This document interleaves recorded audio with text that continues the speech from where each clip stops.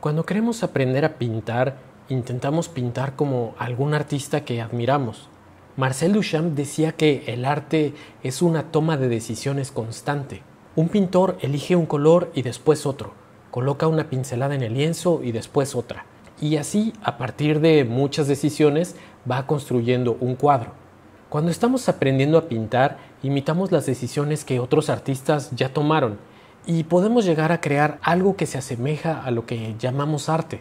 Tal vez la experiencia no es solamente técnica, es decir, no es solo aprender a mezclar colores y aplicar pinceladas, sino experimentar qué se siente hacer arte, ponernos en los zapatos de un artista e intentar ver el mundo a través de su sensibilidad. Hace poco un amigo me decía que no encontraba interesante lo que estaban haciendo los pintores jóvenes que él veía.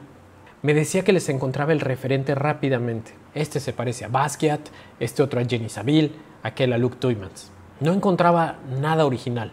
Habrá quien diga, la originalidad está sobrevalorada, lo valioso es la tradición. Y entiendo por dónde va el comentario. No se trata de buscar la originalidad por el simple hecho de querer ser original.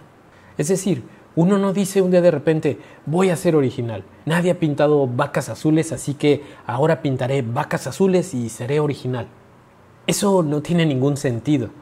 La búsqueda de la originalidad es más bien el resultado de reconocer que lo que uno ha hecho hasta hoy es imitar las decisiones de los artistas que uno admira, pero no ha tenido una expresión personal.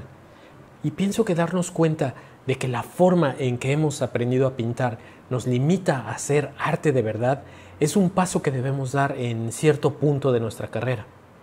Un consejo que he escuchado a muchos maestros dar para ser original es tomar dos estilos que te gusten y mezclarlos. Tomas el estilo de Andreas Gursky y el de Alex Kanevsky, los combinas y tienes algo original. Eso está bien para un estudiante, para entender los estilos artísticos, pero esto no responde a una búsqueda artística personal. Quizás el consejo que más ha hecho sentido para mí y que más me ha funcionado en mi trabajo es el que el escultor Richard Serra le dio algún día a Chuck Close. Serra le dijo, si quieres hacer una obra original es muy sencillo. Cada vez que llegues a una encrucijada en tu trabajo en la que debas elegir entre diferentes opciones, siempre uno de los caminos será más difícil que los otros. Simplemente elige el camino más difícil.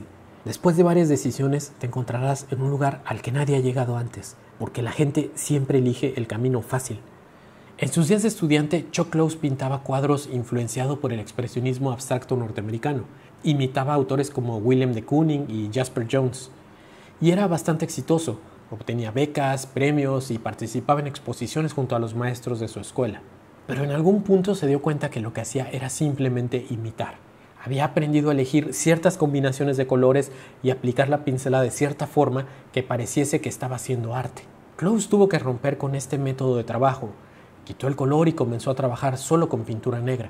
Guardó sus pinceles y los reemplazó por un aerógrafo, una herramienta que en ese entonces era utilizada únicamente por ilustradores comerciales. Y comenzó a copiar fotografías en lugar de trabajar con modelos, ya que las fotografías le dictaban qué pintar, porque su cabeza estaba llena de formas y soluciones de otros pintores. En una época dominada por Pollocks, de Koonings y Rothkos, estas pinturas de rostros gigantescos eran impactantes. Quizás hoy en día en el que levantas una piedra y salen 100 hiperrealistas de ahí debajo, este estilo fotorrealista no se vea novedoso. Pero el trabajo de Chuck Close no se convirtió en una fórmula. Continuó explorando rutas cada vez más complicadas. Pintó cuadros con los dedos, después pegando pequeños pedazos de papel en el lienzo, después con círculos concéntricos de color para que el color se mezclara cuando el espectador se alejara. Estos videos en realidad los hago para intentar responderme preguntas que yo mismo tengo sobre mi trabajo. Sé que a veces suenan como si intentara convencerte de algo, pero más bien busco explicarme a mí mismo algunas cuestiones sobre la pintura y el rumbo que quiero que tome mi trabajo. Supongo que muchos nos preguntamos las mismas cosas, y creo que en todo caso lo interesante es la respuesta que cada quien pueda dar. Alguien puede escuchar mi respuesta y pensar completamente lo opuesto, pero espero que estos mismos videos le ayuden a identificar las cosas que no quiere en su trabajo. En fin, sería todo por este video. Nos vemos en el siguiente.